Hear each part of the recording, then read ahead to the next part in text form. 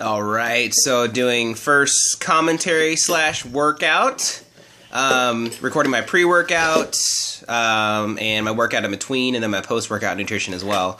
Here we are looking at some pre-workout nutrition. Ate my meal probably about an hour and a half before this, and then took about 2 scoops of C4. This is my favorite pre-workout supplement right now. I don't always use a pre-workout supplement. Sometimes I won't use anything at all. Sometimes just even a cup of black coffee will work, and you really don't need a pre-workout. This is just based on personal preference. I like it for the days where I'm kind of dragging, or if I have really intense high-volume workouts, then I will go for a pre-workout, but that is just me. This is an orange flavor of C4. I love this brand. The Icy Blue Raz is my favorite flavor by far. Stir it, and then chug it down.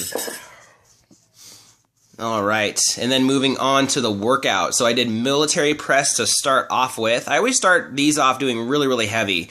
I did about 5 sets of 5 reps just to do some high strength movement to start off my shoulders. And then right after I do 5 sets of 5, I move on to behind the neck presses.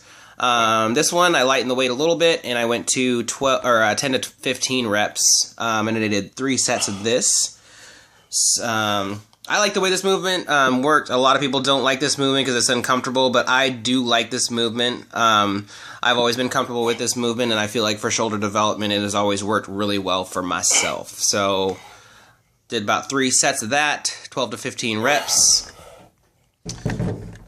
Racking it there, and on to the next movement, or next exercise. So I did rear delt flies, and I did 4 sets of these, and I also supersetted it with side laterals. So after I got done with 12 reps of the rear delts, I just moved right on, stayed seated, and moved on to side lateral raises.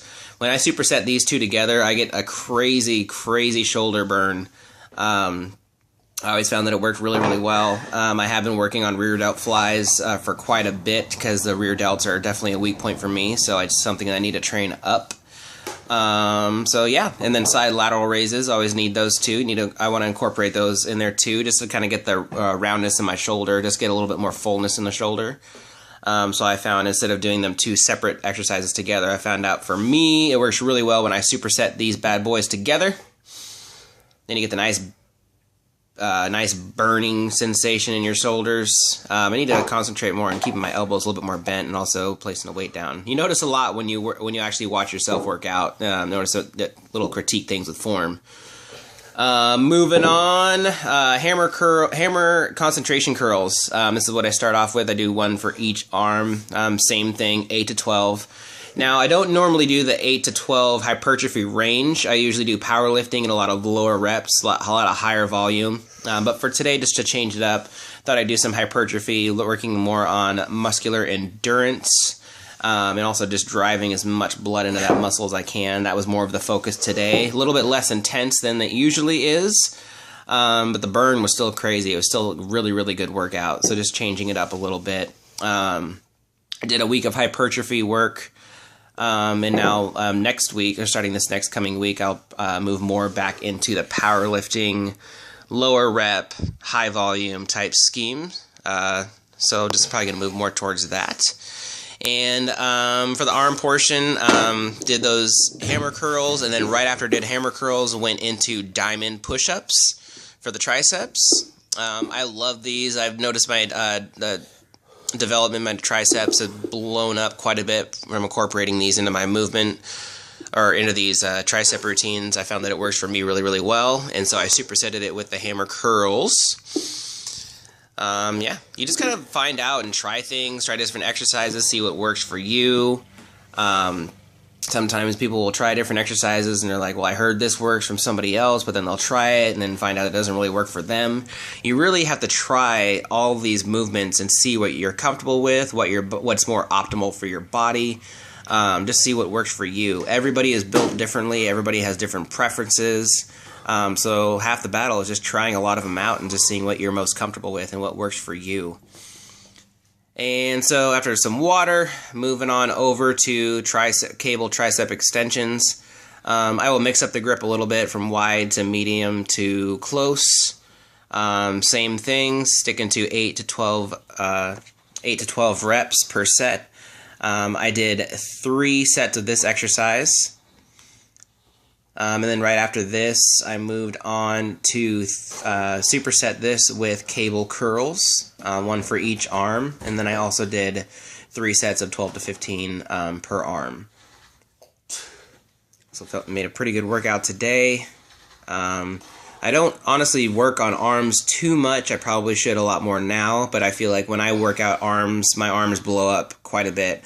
My arms are not really a weak point for me. I don't really work out my arms, but I do want to make sure that I bring them up and don't neglect them, because they do help and aid in other lifts too.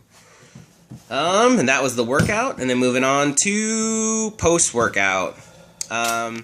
So I do a protein shake after I work out.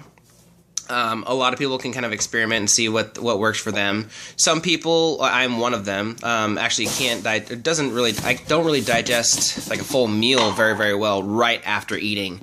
I found out that protein supplements, right after I get done working out, I digest it easier. I can hold it down a lot easier. But then like an hour or 2 after I get done working out and after the shake that you see, I am hungry and I'm just a bottomless pit. But for some reason, right after I get done working out, can't hold food down very well, and I'm not very hungry. So to make sure to get something that's easy to digest and also get some nutrition right away, I do protein shake, usually do a banana, water, and I'll do some creatine also. I'll usually do 5 grams of creatine after my workout. Even post-workout shakes is another thing too. You don't always need post-workout shakes. If you are one of those people who can actually eat after you get done working out, post-workout meal with steak, chicken, or lean beef, rice, potatoes, you can't go wrong. That's the best bodybuilding source right there. That's probably the most optimal meal that anybody can have. But once again, got to figure out what works for you and what you can do. So this works the best for me, so I stick with it. And probably about an hour after I get done with this shake, or hour or 2, once I get hungry again, that's when I'll have my next meal. See, obviously I couldn't find the blender. Couldn't find the blender lid right there, so just grabbing what I can. So this is my first kind of commentary over my workout. I hope you enjoyed the pre and post-workout nutrition along with the shoulder and arm workout. Then I hope you found it useful out there. And I will see you guys in the next video. I hope you enjoyed it.